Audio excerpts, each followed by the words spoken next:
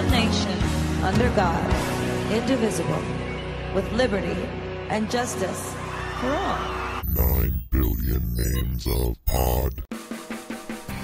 From Atlanta, where we rise up for everything. It's the 9 billion names of pod. Dan Bauman and Michael Reed. I'm Dan Bauman. I'm 2017's most non-valuable viewer. So let's talk about some stuff. Rah, rah, rah, rah, rah. So there is no joy in Mudville tonight here in Atlanta. The Super Bowl was just last night as of this recording. All the who's and who've-it are going, why? Why? It was really happy here for about 3/4 of the game, and then the bottom kind of dropped out. Right. But wait, if you're reaching for the stop button on your thing, we're not going to talk football. Yes, that's true. Yeah, we're not talking Yeah, football. that happens to be ancillary because it was just funny. I mean, I left. I happened to be in Midtown, right, or I guess I would be just over by the. No, Dan, tell us exactly. Give us the longitude I don't know and what latitude. it would be called. It's over by the Georgia Dome where the Falcons play, and it was a ghost town around that time. The game started at 6:30, I think, and I left there at 7, and it would like all of Atlanta was dead quiet outside. It was kind of creepy. They were saving up their petrol for the inevitable celebration or lamentation that would come. It's like, we won, let's burn down the city. We lost, let's burn down the city. Yeah, and neither happened. I mean, there was no nothing. There was a lot of I mean, again, not to get into football, but there was a lot of stupid Atlanta, they always do this to us, and this is all like social media shit. You know what? Fuck all you assholes. Mm-hmm. I grew up in San Diego. I know from hurt. I grew up, again, not really watching sports, but my dad took us to Met games and Jet games. We know pain. No, not like San Diego pain. I mean, I don't know. The New York Mets are. Oof. We suck consistently, so consistently that on the 1 or 2 off chances that we get into a Super Bowl, we are promptly destroyed when we get there. It's like, wow, what kind of witch's voodoo curse did you summon up to get here? But ain't going to save you now because you're going down. But now that we've fulfilled our sports quota for 2017, we're going to talk about something that interests us, which was the halftime show. The halftime shows. Basically not just the most recent one with Lady GaGa. But also kind of the history of the halftime show, because as of late, it's it's been a kind of a star-studded, packed thing. Not always. Right. Not always. Mm-hmm. And some of it's just goddamn embarrassing. Mm-hmm. Like how Super Bowl happened while Led Zeppelin was in existence. Why they never showed up? I don't think it was. Well, you tell me. I mean, I don't think it was a real. Was it a real prestigious thing back in the day, or no? Okay, no. Just to let you know, we're gonna talk a bit about the most recent one, but the first one of the quote-unquote modern era, 1967, was a couple of marching bands. That's it. And don't get me wrong, some of those marching bands can kick some serious ass. Yeah. But, in 1967, as I said, Led Zeppelin was a thing. Yeah. And so many great bands were a thing. They didn't do bands back then. Right. That was not their thing. It was not. It wasn't until about the new, when the millennium kicked in, where they finally kind of went, yeah, we could knock it up a notch. Yeah. They got out their Spice Weasel and boom, give it a blast with the Spice Weasel. But let's talk about the gaga-ness of it. Okay. What's your stance on the Lady GaGa? I could do without all the art school bullshit, but she's crazy talented. Crazy talented. I'm a hit or miss when it comes to the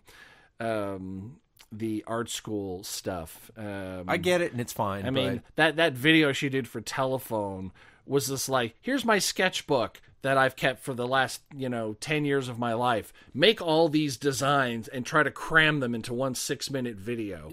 It was just like too much. Yeah, and the whole spectacle and the whole meat dress and all that nonsense. Like, okay, that's fine. You know she what? can back it up, though. She is that talented. Oh yeah, there's recordings. Well, hell, there's some on the record where it's just her and a piano. Yeah, and no auto tune, no nothing. She plays piano and she writes her own music. Exactly. And I will bow down to her for last night. She was actually singing. She was not lip syncing whatsoever, which is the norm.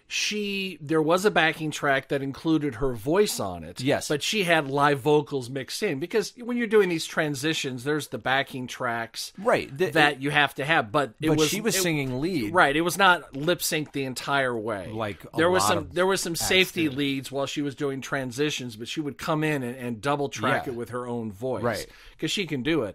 I'm telling you, we all know what it sounds like when remember every 5 minutes there's the new Madonna? Yeah. Britney Spears cannot cut it live. No. She barely can whisper it in the studio. The only defense I can get of that is whenever you hear those things on the internet where it's like, oh, it's listen to how terrible they are live. Most of those are what they call board mixes, which is right off the soundboard into a recorder, which is, no matter who you are, sounds fucking terrible. Right. Because it's not processed, it's not mixed, it's not compressed, there's no effect on it. And process meaning just like added into the general cleaned mix. up, and it's not meant to be heard that way. You remember what they did to Linda McCartney? They isolated damn. I will sound great when I'm mixed in with everything else. Yeah. And that'll cover my total lack of ability to sing whatsoever. Right. But I've got style and gusto while I do it. Maybe I could be a pop star. Well, now that would you be could. Sweet. Now you could. Sweet. With Auto-Tune and Pro Tools, sure you could.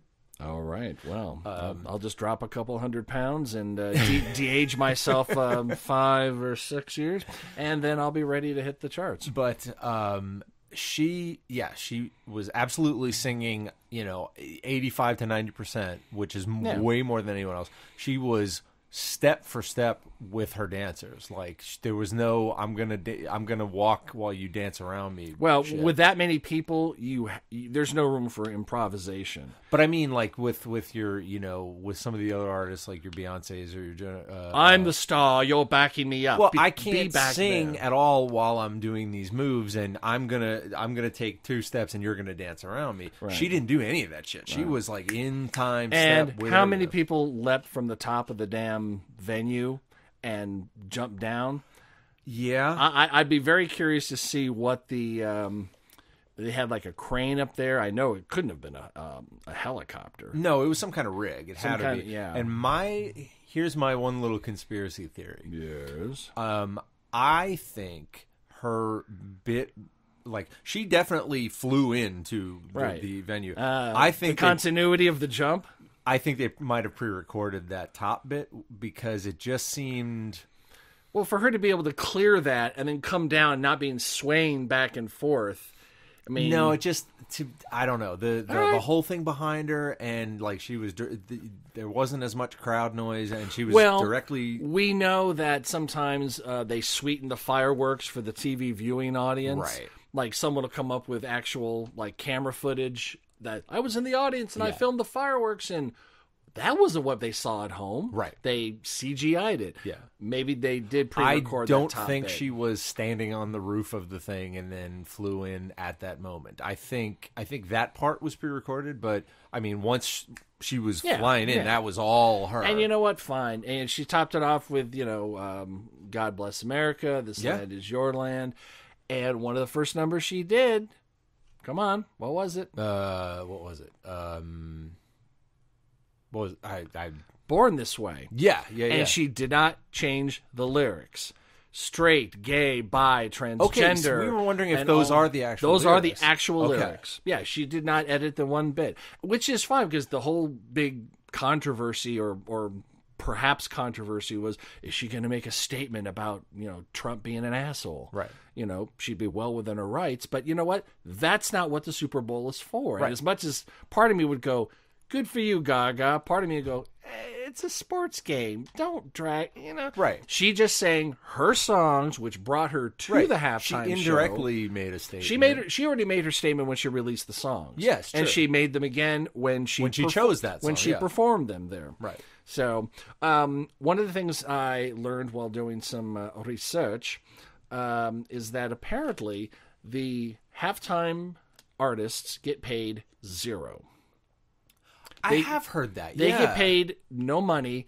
The spectacle of the stage and all the other stuff, those costs are covered by the football league or by the express written permission by National NFL, Football, blah, blah, blah. Yeah. But they don't get a dime for that. What they do get is a massive bump in their sales. Oh, yeah. The next, Absolutely. I would be very surprised if I think Lady Gaga's most recent album is called Jolene. Yes. And I would say it's probably going to jump anywhere from It's probably number 1 on 15 iTunes. maybe on iTunes For today. already. But when the next chart comes out, I'd be willing to bet it jumps about 20 places. Yeah, for sure. I haven't seen. I was like, we need to get some Lady Gaga. Right. Well, for what she does, she does some good pop music, and she has some good soulful stuff. And like, wow, that's not what you would expect from quote unquote, the mindless pop diva. But she's not a mindless pop diva. Yeah, if you just listen to the music, you'd say, wow, this girl is really talented. And these songs are good. Yeah, she does okay. Yeah. But it wasn't always that way. No.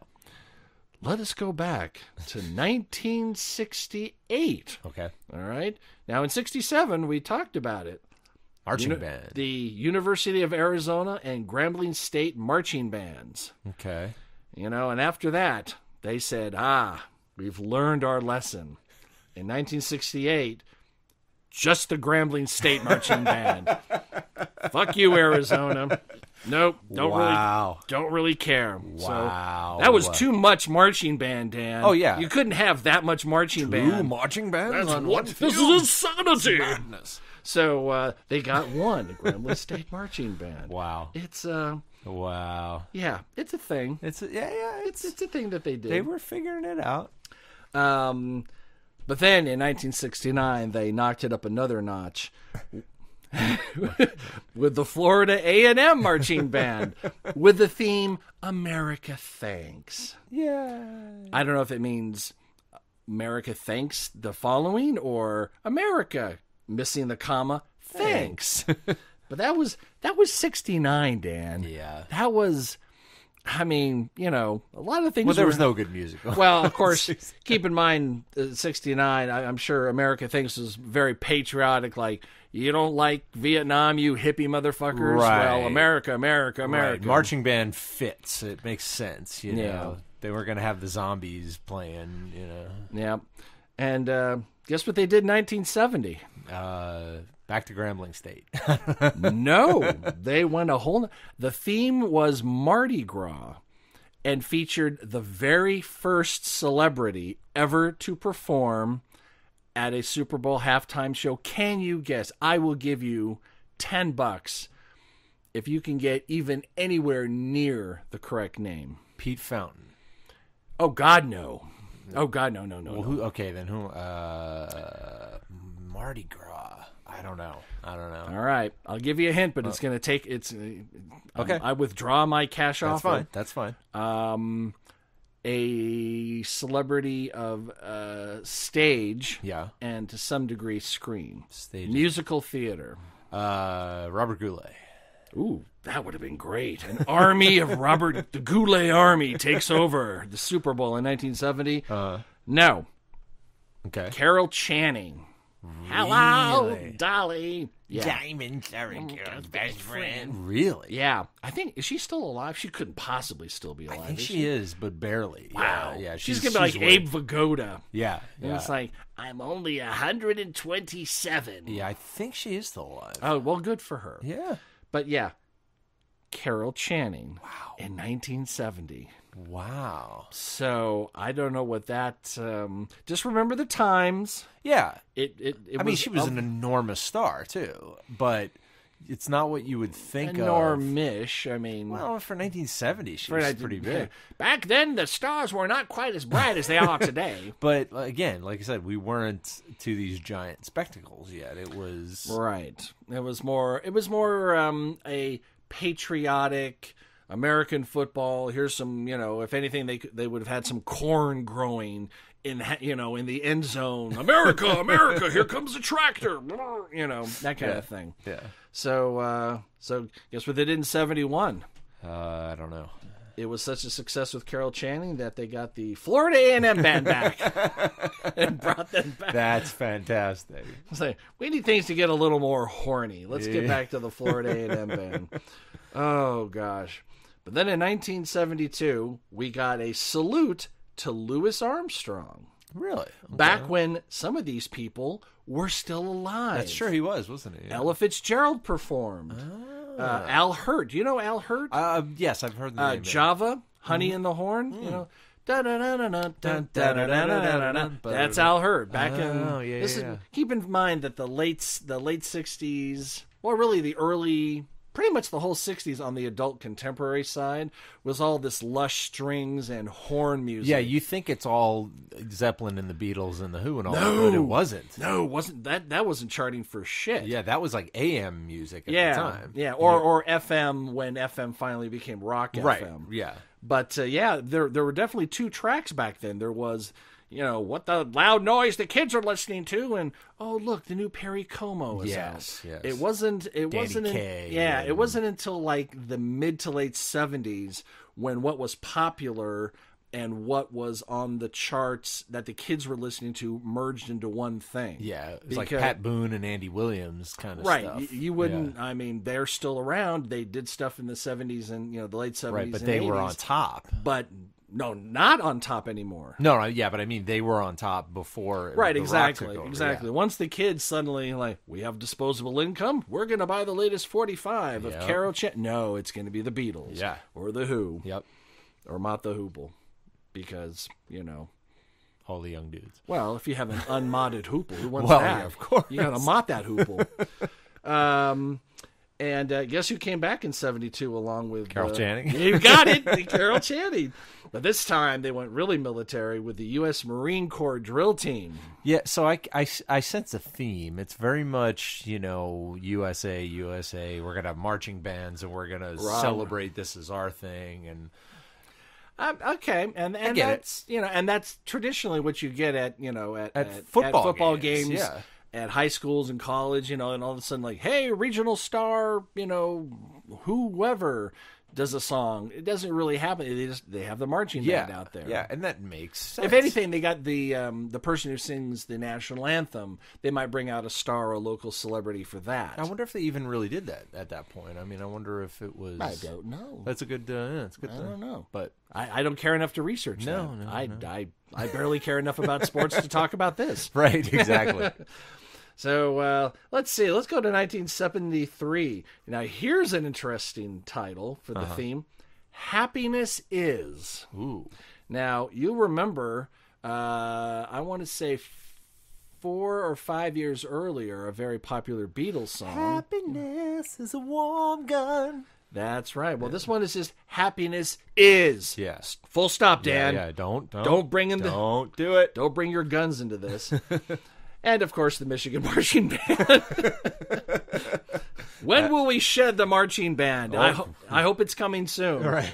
And along with somebody named Woody Herman. So I'm going to assume that is a very popular... He's a band leader, yeah. Is he? Okay. Yeah. You're like, I want to say clarinet player, Woody Herman. Right. Yeah. All right. Like you're like a Glenn Miller type, but much later. Now, to go completely away from the rah-rah America marching band thing in 74, they went with the musical America with the University of Texas Marching Band. Right.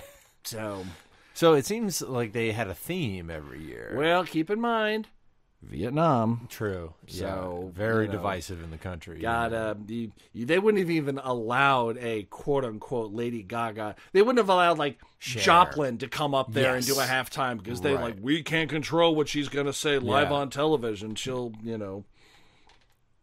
do stuff. Yeah. Like Janice does. Like she did, Yeah, exactly. Then it got kind of cool. Okay. They didn't shed the damn marching band because Grambling State was back, but this time they got a tribute to Duke Ellington. Nice. With Mercer Ellington, which a son? I would assume. Brother? Yeah. I would assume son. I don't know. Yeah. But even Duke Ellington was still alive, wasn't he, at that point? You know what? I feel ashamed that I don't know when Duke Ellington died. Because wasn't Duke Ellington, didn't he show up in Blazing Saddles, or was that... Oh, God, I can't imagine he did. Really? Yeah, the scene where Bart is... I get riding, no cake from Shanghai. Yeah, well, when Bart's going to Rock Ridge, and there's a full band sitting there. I thought it was Duke Ellington, but I may be wrong. You know what? That would be something I'll have to look up. That you should look up on your phone right now while I'm talking. Okay. Because now it's bothering me. Okay. I got to know when Duke Ellington died. Okay. I feel ashamed. Was I even alive at the same time as Duke Ellington? Probably, but who knows? Now, 1976. Died May 24th, 1974. 74. So he was already already dead by the time that this tribute. So he had passed away, and they did a tribute to him. Right, but he could have been in Blazing Saddles. Yes, he could have been. Out Really, I'll have to check. Well, you'll have to check. Yeah. Have to check that out. Okay. So, in 1976, now this is our bicentennial year, dude. Right, and that was a thing. Yeah. That was a huge thing. Everyone was just like, bicentennial, I'm by. Wait, what? Hold it. No, what? Nah. No, the country, I love it. Guess what they did? That's got to be... And it's not a marching band. It's an abomination, more horrible and just, oh, dear God. It pretty much... You think Solid Gold was awful? Yeah. This is the halftime equivalent of Solid Gold. Okay. In 74, you said? No, this is 76, bicentennial year. That's right. Man, I don't know. The initials UWP. Up with People? Up with motherfucking people. Wow, that was a thing, wasn't it, man? That was a thing. Oh my God. Let me just read a little bit to you about Up with People from the authority on everything, Wikipedia. Right, yeah. Up with People is an education organization whose stated mission is to bridge cultural barriers and create global understanding through service and a musical show. Yeah. They have headquarters in Denver and a satellite location in Belgium and in Mexico. The roots of Up with People can be found in the sing-out shows of, ready for it now, Moral Rearmament in the mid-'60s. Little JC on the cross singing the show tune. Yeah. Sounds a little reprogrammy to me. Yeah, there's a documentary that went to Sundance that might as well have been called Down with People. Really? It was just, ever seen the Stepford Wives? Yeah. Just imagine that in a show with about as much talent. Little culty, it sounds. It's a little culty. And by the 1990s, the style of halftime performance they helped define had faded away, and the critics had risen up and shooed them away. But that was more. Remember, kind of the music that the Brady Bunch did. Exactly. Yeah. You know that, I am so happy. Yeah. Oh my gosh, I'm injecting pure joy into my eyeballs. Everything is groovy. Everything is, It's like a koala crapped a rainbow in my brain. Yeah, that was Up with People. Yeah. Motherfucking Up with People. Wow. So they did that in 76 under the theme 200 Years and Just a Baby. Tribute to America's bicentennial. Boy, that's a rough title, too. It's like, we're 200 years old, and we're just a mewling little infant. So, even though we Yeah, this was the era of Quaaludes being really big too. So. Actually, this is more Quaaludes was about maybe 5 years previous. This is more cocaine. Actually, no, that's a little more 80s. Yeah, cocaine was That's a little late more 70s, later 70s. 70s. Yeah. This was definitely Quaaludes and like everything's great. I love it. It was so great that in 1977 the theme was Star Wars. No, God, it should have been. Right. I'm surprised it didn't make it on here. Yeah. No, It's a Small World. Because that was relevant. Well, when compared to Jupiter, yes. Yes. Or the yes. Sun, Yes. sure. Although the but sun's that not ride a world. hadn't been out, hadn't been going. The sun's for not a star. 25 It's the sun. years. Yeah. It's like, oh gosh, you went to school in the South, didn't you? Hey. But this 1977 was interesting because it was the first time they did crowd participation with colored placards. Yeah. That was a big thing, and they, we saw some of that. Well, we saw a lot of that with programmed, controlled LED things with Lady GaGa. Yeah, out in the audience. Yep.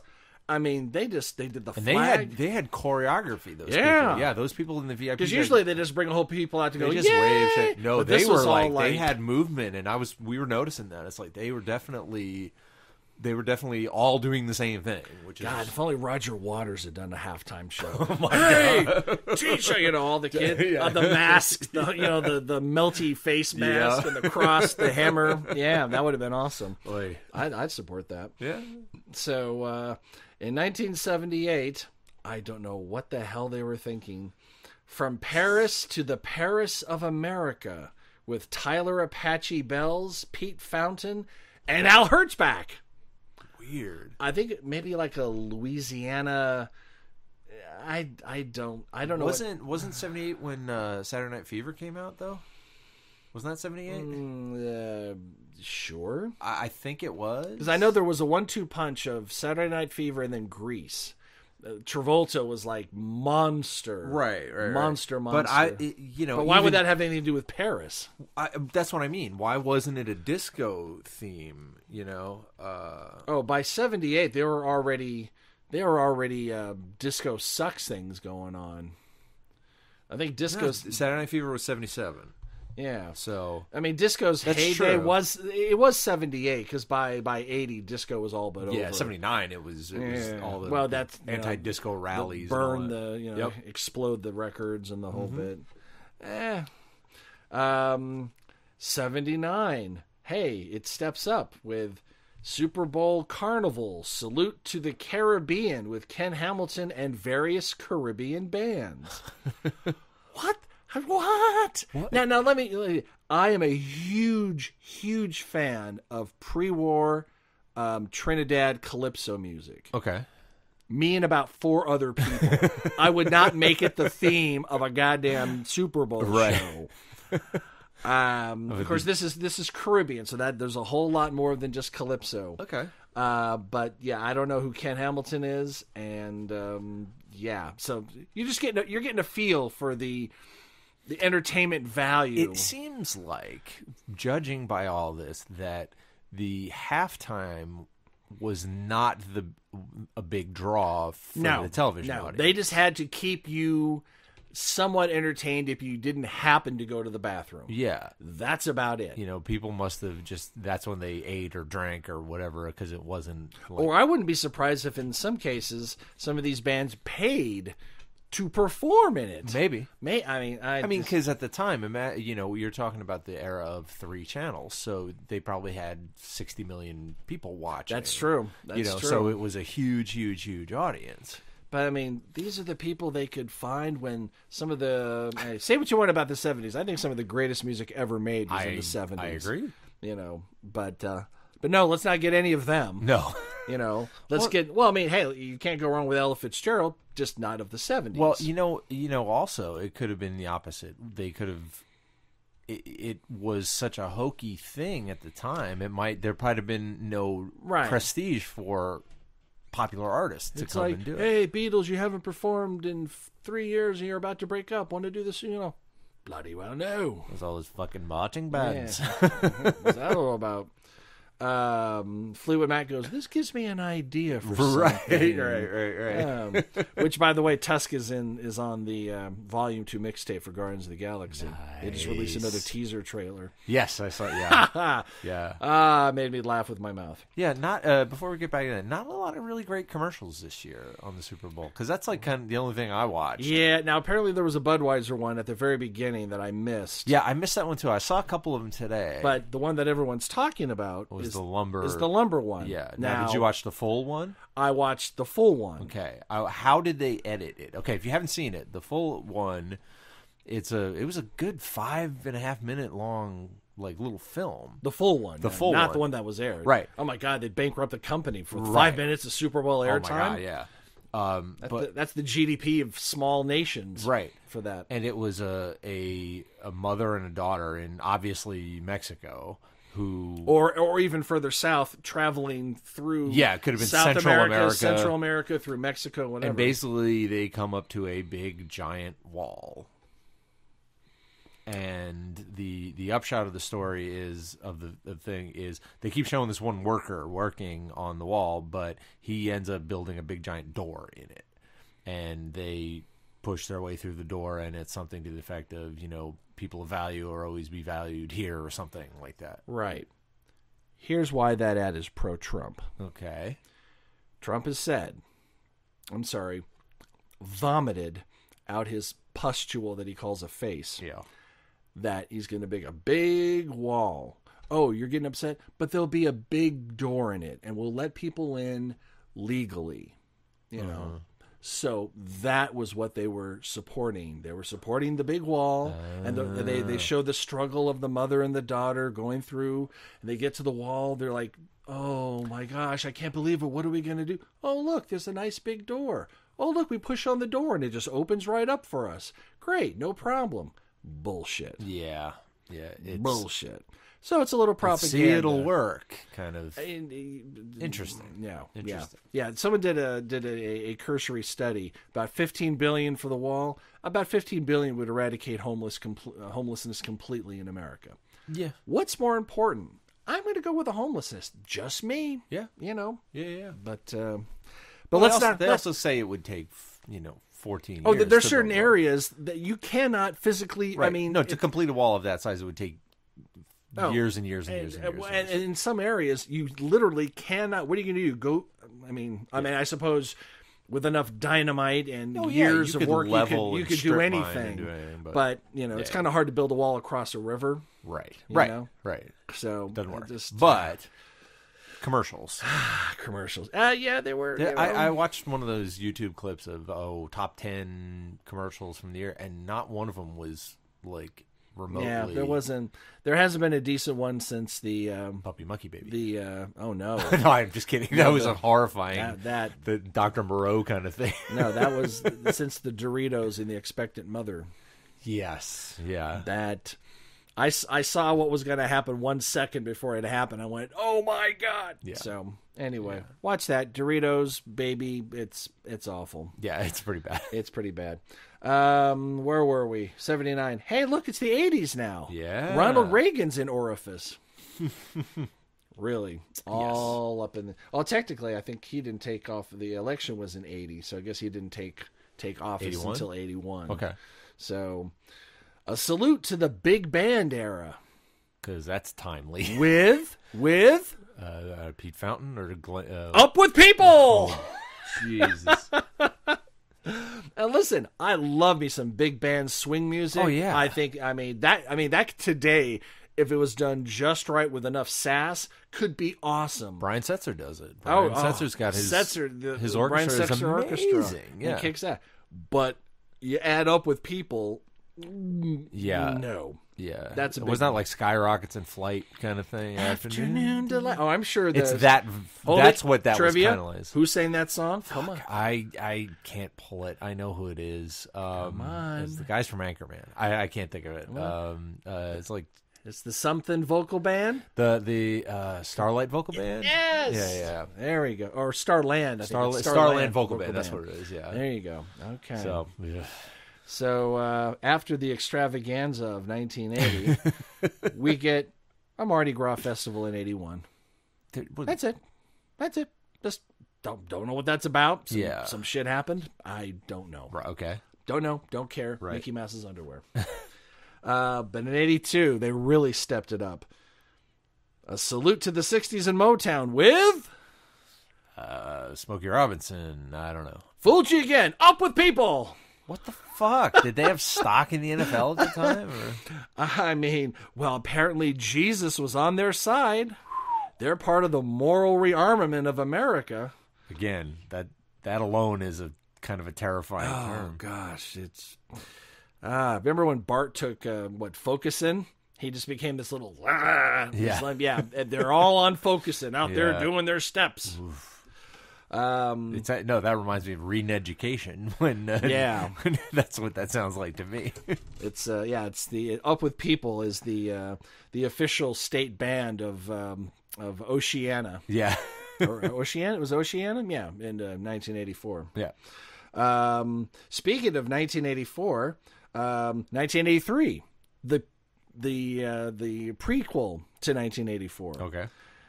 Kaleidoscope. A kaleidoscope of sound and color with the Los Angeles Super Drill Team and Los Angeles All-City Marching Band. The bands are back! They got the bands back together! Nice. Oh, that was wonderful.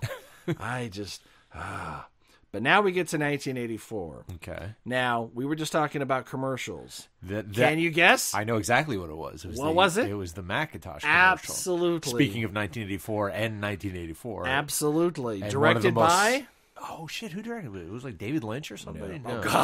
Oh, God. No. It was, I know it was somebody famous. Ridley Scott.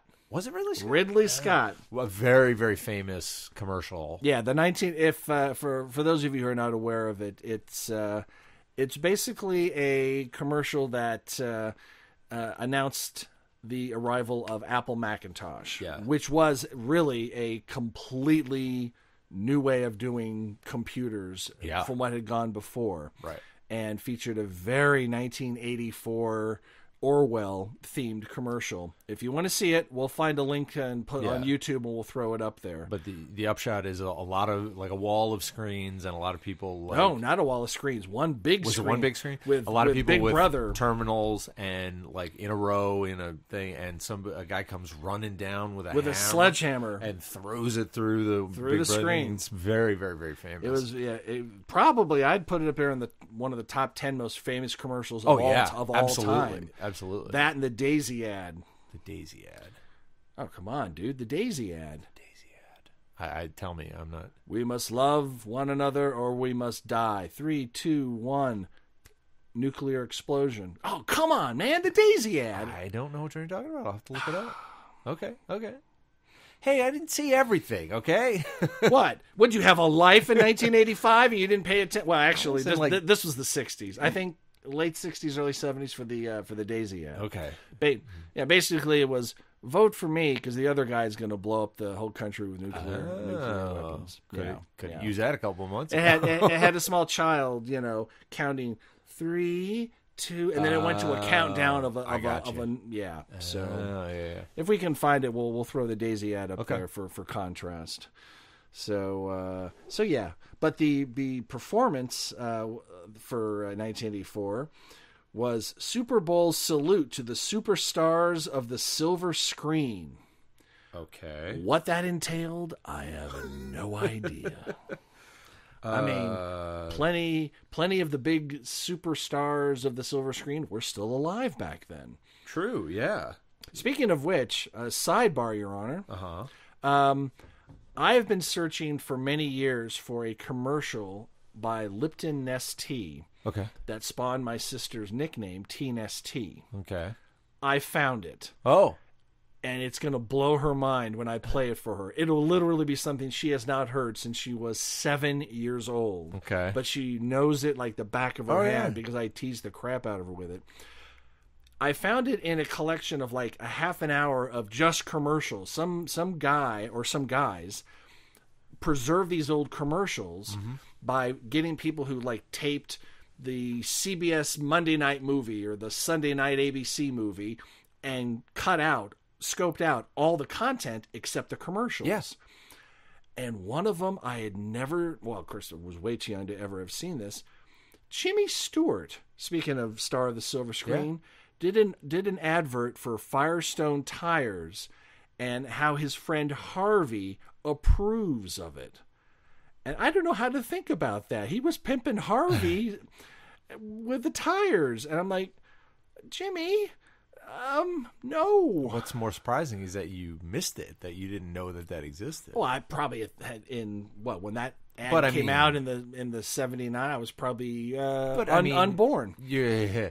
I mean, I didn't grow to love Harvey until I saw it in my early teens. But still, you were, I know. You know, we get caught up in the ancillary stuff. Well, I mean, as much Star Wars stuff as I know, wasn't stuff I saw firsthand. It was, although you do remember the heartbreak of Life Day. Like, why did I watch this? It's funny you mention that because the the version I may have procured has a whole bunch of old Kenner Star Wars commercials, cartoon, toy commercials, which is really fun to watch. There's some of those adverts where you look in the wall of vintage, like, I want to. It's there. I can reach through the TV and get all my vintage. I had that. There's the Vinyl Cape Jawa. There's 40 of them. I can be a millionaire, son of a bitch. Mm-hmm. But anyway, back to the Pooper Bowl. Where were we? 84. No, 85. 85. No, it was 84. Silver screen. Yep. We're gonna have to speed it up here a little bit. We're getting bogged down in minutia. In 85, it was World of Children's Dreams, featuring Tops in Blue, an elite performing tour ensemble consisting of members from the U.S. Air Force. Additional performers were recruited from USAF, active retired, and their dependents. So the U.S. Air Force performers. Okay, that's fine. Which is kind of dipping back into the 70s. Dipping back into the patriotic thing. So, again, all for the military, respect, but for a TV show, that's kind of weird. A big giant thing. But in 1986, they stepped it up to a whole nother dimension. With the theme "Beat of the Future." With the Grambling State Up With People marching band. I need one answer there. Bob. Up With People. You got him. Up With People. In 1986, it was "Beat of the Future" with Up With People. Good Lord. And if I remember correctly, it was probably 85 or 86 that our good friend Neil Diamond did "Headed for the Future." Yeah. Tried to do a synth pop MTV-ish thing. Yeah. It was the thing. Didn't go so well for Neil. Old Neil did it. Let's put it this way. It didn't alienate the old school fans, but it did not bring the kids in. And that was, on that tour, was one of my very first concerts ever. Because my mother loved her some Neil Diamond. And I was in my full heavy metal phase at that point. So, but I walked away going, you know what? He put on a hell of a show. Well, he's a brilliant songwriter. Yeah, I mean, good songwriter. He put on a hell of a show. Yeah. I was watching Up more often because they had trust spots for the shows. I'm like, all right, there you go. Basically, no one was there to bop me on the top of the head. Like, the show's down here. Stop looking up. Yeah, I get that all the time. Oh, yeah. Like, look at all those movers. Yeah, the show is down here on the stage. Not for me. It didn't. Yeah.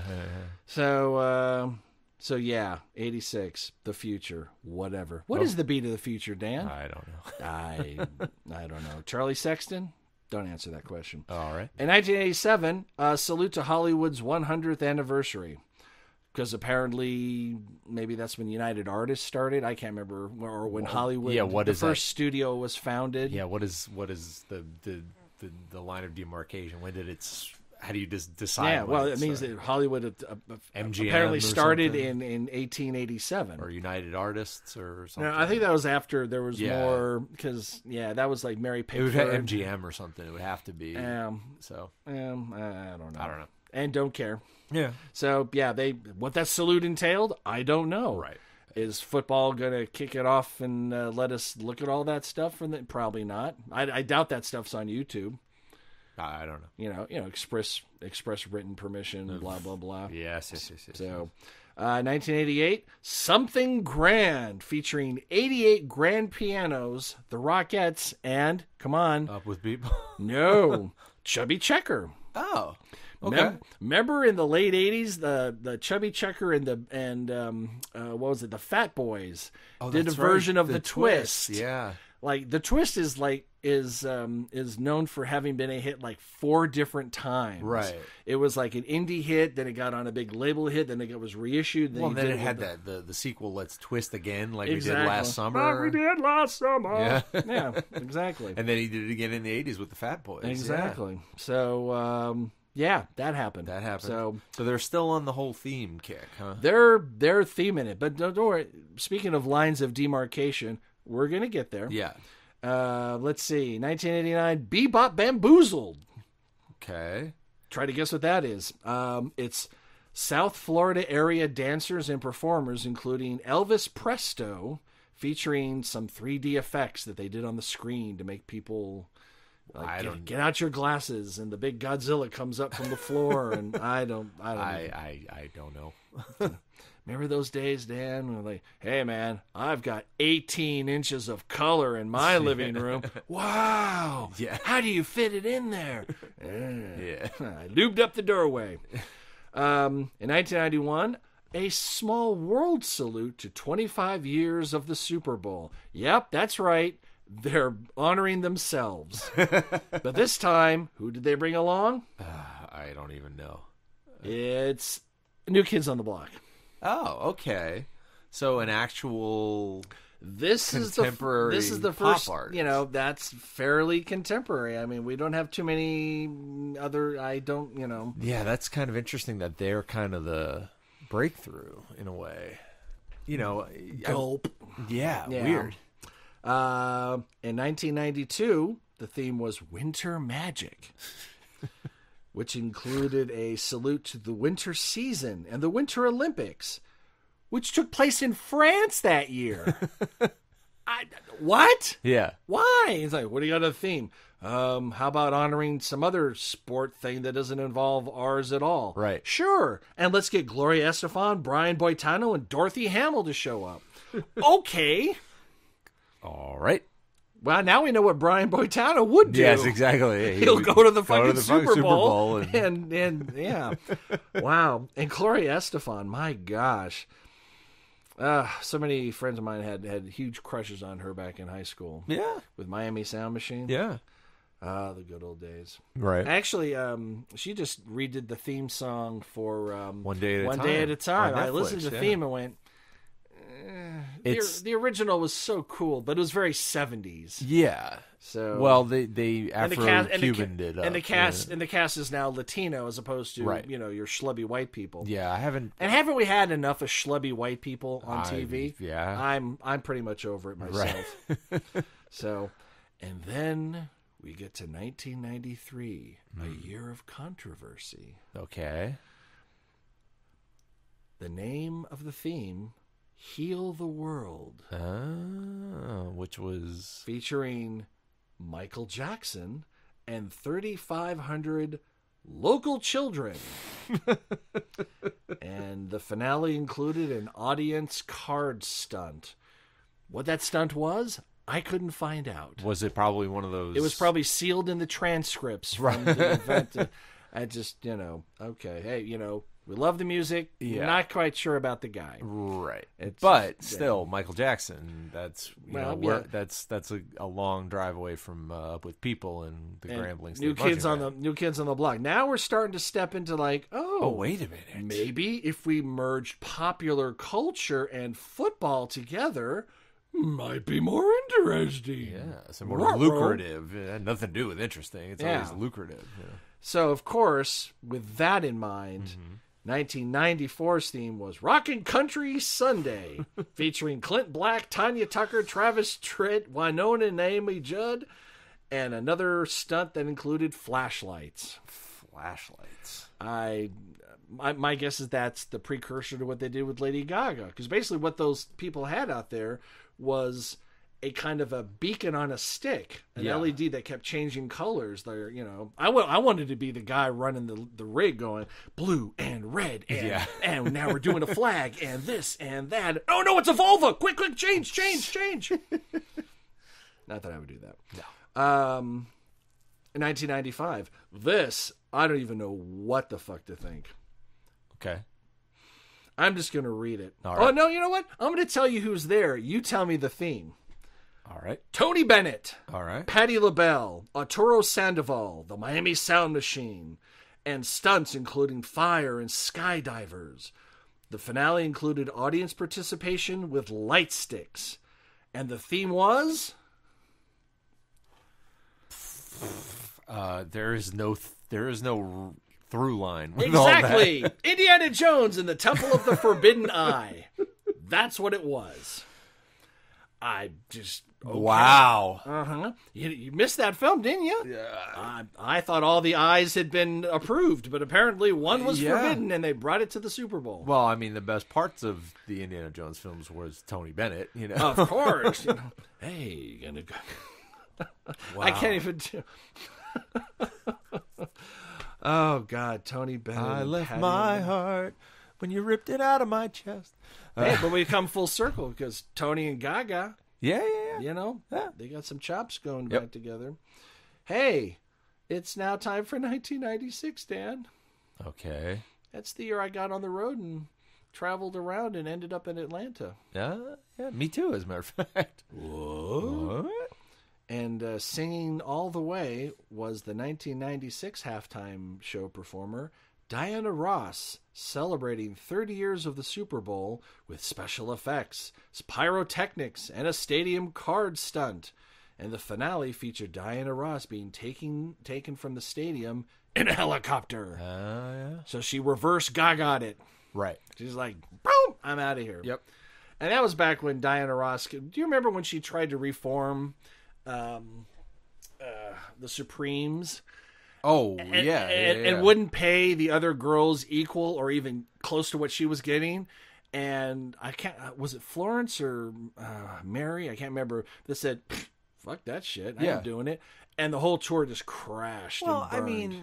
mean, Courtney gets on a big kick about this. I mean, Berry Gordy, you look at it, it started out as the Supremes, and then it became Diana Ross and the Supremes. Well, all right. Miami Sound Machine. Miami Sound Machine featuring Gloria Estefan. Yep. Gloria Estefan featuring Miami Sound Machine. Gloria Estefan. Yeah. That, and it's like they plotted it out. Each album's like, we're gonna keep her up front, all right, and just it's like, oh wow, your solo career is so wonderful. I remember from your first album, that wasn't a solo album. That was with a band called Miami Sound Machine. Same guys. Yeah. Well, and it's the same guys that are still backing her now. They just don't get a name check in the title. Right. I had a similar conversation when I was in Acres, who did the top of the show. I was talking to Tim one day. I was like, look, if we got to be your backup band, I'm okay with. I'll be the Heartbreakers. I'm cool with that. It doesn't have to be just, if they got it, it's got to be Tim Akers and the whatevers. I'll be part of the whatevers if that's what it takes to get it to the next level. And he was like, well, I don't know. I wouldn't want to do that to you guys. And it's like, well, but if I'm saying it's okay, let's. Yeah, but how many bands out there, like your personal name is checked in it if you're not the lead singer? Yeah. It's just. I just mean, like, if it wasn't the Red Hot Chili Peppers, if it was, you know what I mean? Like Tom Petty and the Heartbreakers. Or kind of like Dokken or Daughtry. It's like, that's the last name of the lead singer, but it's also the name of the band as well. Well, that's what Acres was. Right. It was the same thing. But if it had to be the other way. Yeah. Now you look like you're looking something up there. I am. I'm looking for a year of when the Super Bowl was in Atlanta. I have no idea. Yeah. But while you're looking that up, yeah, a very promising theme for 1997 that ended up sucking so hard because it was associated with would soon associate itself with one of the worst fucking movies ever made in the history of films. Okay, what year? 97. 97. Yeah, the film didn't come out till years later. Oh. I'll read off some names. I'm sure you'll get this one. Okay. Okay. James Brown. Okay. ZZ Top. Okay. John Goodman. Gonna give it away soon. Yeah. James Belushi, Dan Aykroyd. Oh, Blues Brothers 2000? Well, it's the Blues Brothers Bash. Oh, yeah. And I know the Blues Brothers is more than just John Belushi, but I hated Blues Brothers 2000 so much. Yeah. I actively, if there was a way for me to actively not buy that DVD every day, I would, which actually I guess I do. Yeah. Because I don't buy it every Right. single day. I Right. do not buy that disc. But yeah. I mean, the original is so sacred to me, and they just said, great, we're just going to scoop out 90% of the guts and do the same exact thing with some different stuff. Right. And I hated it. Yeah. I just hated it. It's not great. No. Just to jump back, what was 1994 again? 94 was Rockin' Country Sunday with Clint Black, Tanya Tucker, Travis Tritt, Winona, and Naomi Judd. Okay. That was Atlanta? That was Atlanta. Okay. And guess who also was part of that halftime show? Outcast. No. They should have been. A young lady by the name of Diana DeGarmo. Courtney Loner. Courtney Loner. She was a country dancer at the Super Bowl here when they did it. Gosh. Hey, she got to dance at the Super Bowl. Yeah, Think about it that way, you know? That's true. That's true. Mindy did a whole bunch of stuff with the Olympics when it was here in Right. Atlanta. I think 2 96. years later. Yeah, 96. Yeah. I was able to get here at exactly the perfect time. Right after all that shit went away. After all that shit me went too. away, and all Yeah. that extra housing that was brought together was suddenly vacant and was cheap and affordable. And I went, gotcha, and got in there. Yep. Oh, gosh. So, yeah, the Blues Brothers, I just... Have you heard the technically two, there's like and a half actual Blues Brothers records? Briefcase full of Absolutely, blues. yeah. Absolute. Well, that's a live show. Yeah, exactly. They're all live albums. Oh, I grew up on that record. Oh, Yeah, my and the other album Made in America. I think was it Made in America? I had like a compilation that had like most of both of the records. They, I had the soundtrack as well. Right, exactly. So there was the soundtrack and the other two records. And they didn't do the soundtrack right because they faded out on Shake a Tail Feather. Yeah. So I created my own soundtrack guide because of that's course what you I did. do. Yeah. Well, that version of She Caught the Katy, the very opening track, is one of my favorite things. It's my favorite thing of the Blues Brothers at all. Like, it's the most amazing, like, intro to a movie anyway, and the way the music alone. Stop it! I'm gonna have to watch it tonight. I don't have time. God damn it! I am gonna watch. I just know it. I know. Okay, I'm back to watch the Super Bowl. Yeah, because we can talk about the Blues Brothers all night long. Oh, you know what? We should do a whole just a Blues Brothers episode. Yeah. God, I wasn't, and half of it will be how much I fucking hate Blues Brothers 2000.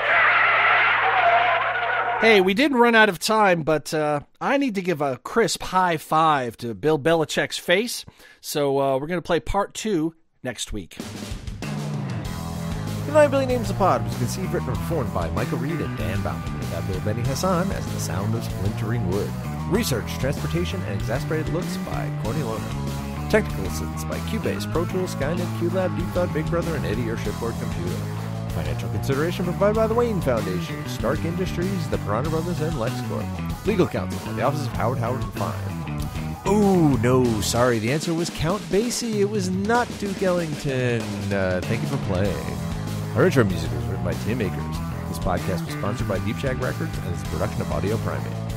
Throw us a couple stars on iTunes, why don't you? Listen, watch on YouTube, listen on SoundCloud, stream us on Stitcher, like us on Facebook, follow us on Twitter, or email us, comlink@billionpod.com. Until this happens again, I'm Dan Bauman. I'm Michael Reed. Hello, Z.